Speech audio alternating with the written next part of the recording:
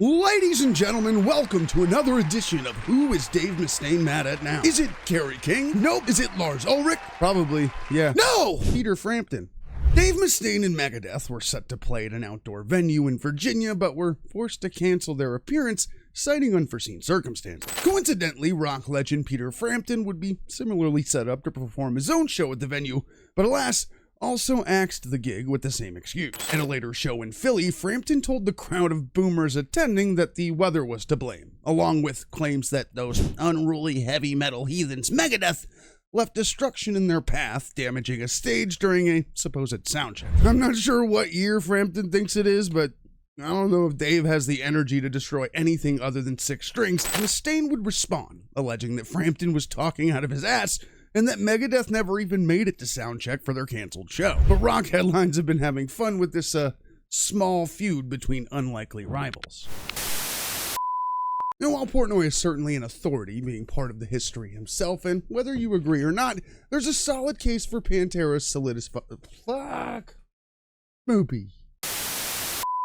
What comes to mind when I mention the almighty Slayer? Is it Jeff Hanneman and Kerry King cranking guitar feedback at the start of Raining Blood Live? Is it the beautifully psychotic fans of Big Four's heaviest band carving the six-letter moniker into their arms? Is it, man, this burrito is really good, but I want a hot sauce for it, preferably branded and released by an iconic thrash metal outfit? If you're in that third camp, I have some amazing news for you. Coney Island Saucery, a company that makes sauces, obviously has recently announced Raining Blood, a new thrash metal infused hot sauce for fans of the icons and headbangers everywhere. And to quote the website's pitch, the intense heat of Raining Blood will take you on a headbanging journey of extreme spiciness, leaving even the boldest heat seekers gasping for relief. Bringing two communities together, metalheads and those guys who collect sauces in search of something that will put someone into the shock of death while eating tacos.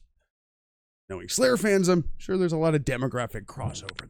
The Iron Maiden Ozzfest drama is a legendary heavy metal tale of tour pranks, jealousy, and rustled jimmies. After Iron Maiden frontman Bruce Dickinson made a few tongue-in-cheek comments about the Osbournes' reality TV show, Sharon Osbourne would take offense, leading to an end-of-tour prank organized by Sharon, resulting in Maiden being egged, though some, including Dickinson, thought it went too far. On that 2005 Ozzfest tour was a young and freshly established Trivium, and frontman Matt Heafy, while speaking with Metal Hammer, would reveal that he and his bandmates were encouraged to participate in the gag, and their refusal to do so, as well as open support for the heavy metal forefathers, would lead to petty retaliation and bullying by Ozzfest staff. Trivium paid $30,000 for their spot on one of metal's most important touring festivals, only to be, quote, bullied like they were in high school. It's a sour snapshot of the pettiness festering inside of the matron of the Osbourne Empire, and only adds to one of metal's most legendary dramas. Few bands can boast a seismic cultural impact in the way that the Ramones can. They would solidify and help define punk rock throughout the 1970s,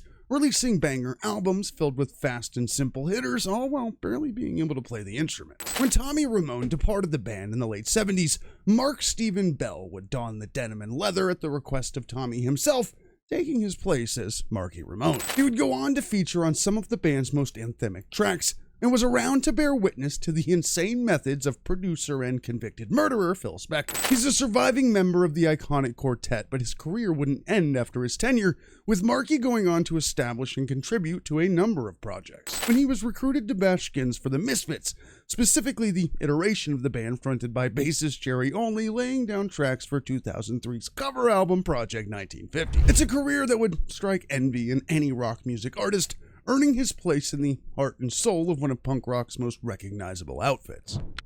Having a narrow taste for bands that were in their prime nearly half a century ago, I don't really get out to concerts much.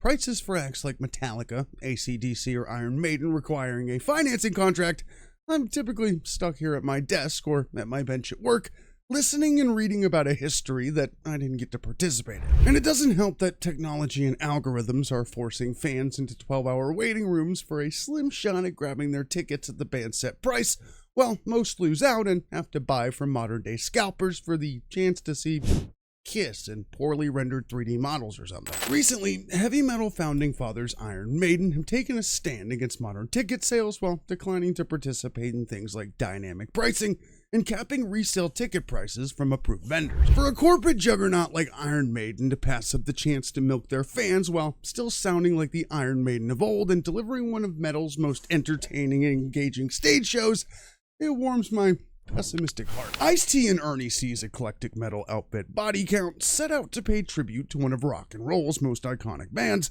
Pink Floyd, approaching the legendary David Gilmour for rights and permissions to utilize the band's anthemic Comfortably Numb, a track from a rock album that would impact popular culture in a way that few other bands can boast. With The Wall, Gilmour instead offered to collaborate with the rapper, TV star, and headbanger Ice-T, resulting in a completely new version of the track featuring new lyrics and messaging, as well as a ripping guitar accompaniment by the rock god himself. For whatever you might think of Body Count or its captain, they've always been an original, refusing to fit into any boxes or play by any rules, and a level of respect is demanded by them just for their engaging history alone. The single is out and available everywhere, and while I'm not really the biggest Pink Floyd fan, it's a creative collaboration that must have been an honor for them and is certainly well deserved, while also being totally unsurprising knowing the eccentricities of the man himself.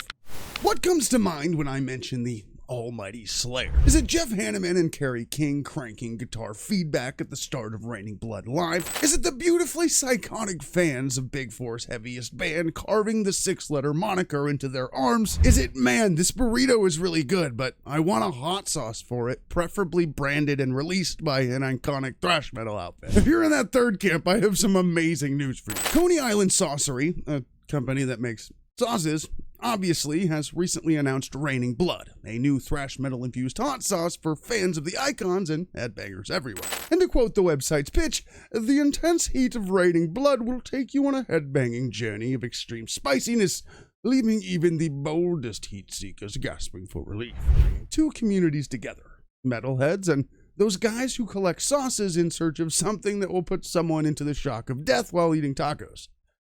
Knowing Slayer fans, I'm sure there's a lot of demographic crossover there. Phil Spector, while being one of music's most prolific producers, was an absolute nutcase. But as the Ramones gathered to record their fifth studio record, and in an effort to both keep the band's stellar momentum going while also washing them down for a mainstream audience, Spector would be brought in to contribute his particular brand of madness to get the job done. And it worked! End of the Century would be the band's most commercially successful record, but in interviews and retrospectives of the recording process, it would appear that they nearly paid for it with their lives. You see, Phil Spector had a particular fondness for, I have no idea what words I'm allowed to say anymore. A fondness that would eventually end a life and put him away for the rest of his, in a move that everybody could absolutely see coming after doing things like forcing Johnny Ramone to repeat the hanging chord that opens Rock and Roll High School and spending 12 hours playing it over and over again, or straight up sticking a barrel in the chest of bassist and lead songwriter Dee Ramone in a spat of anger that honestly was probably one of the least crazy things to happen to Dee Ramone. Horror punk icons Glenn Danzig and the Misfits are one of the most influential bands in hard rock and heavy metal history. Their chaotic and disjointed original run from the late 70s to the early 80s would spawn some of the greatest tracks. After a short conversation in New York City with fellow punk outfit The Damned, bassist Jerry Only mistakenly thought that he and the Misfits were invited to a UK tour taking place at the end of 1979. The band would make an awkward appearance, but were taken on by the Damned management anyway, and would embark on a massively turbulent set of shows. In one of those shows, Glenn and then guitarist Bobby Steele would be confronted in a bar by a lot of limey skinheads,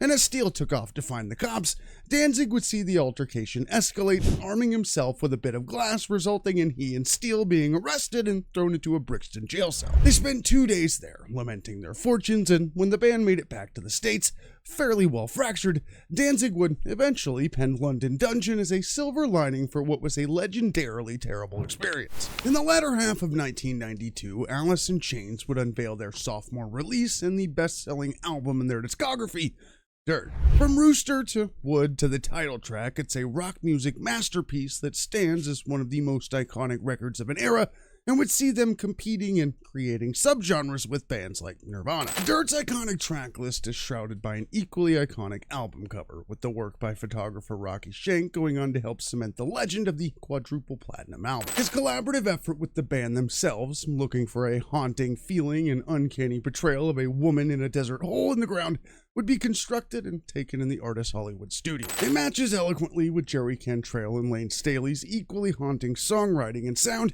standing in the modern day as one of the most recognizable images to emerge from the 1990s. Alice in Chains has had a storied career of peaks and valleys, and while Dirt is certainly my favorite of the band's catalog, I'm sure someone is about to yell at me about Jar of Flies or something.